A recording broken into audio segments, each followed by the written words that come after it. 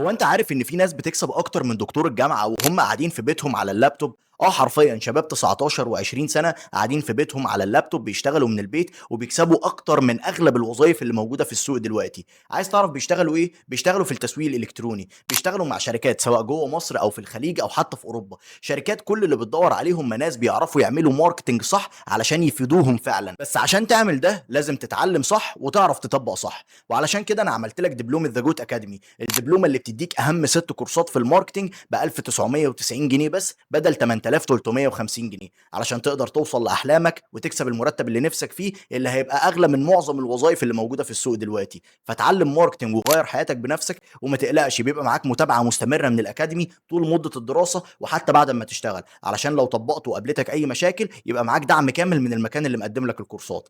ابدأ دلوقتي وغير حياتك بنفسك، هتلاقي اللينك بتاع الدبلومة في البايو، تقدر تخش عليه دلوقتي، ولو دخلت عليه كمان هتاخد كورس مجاني ليك. ادخل دلوقتي وما تضيعش الفرصة دي من ايدك.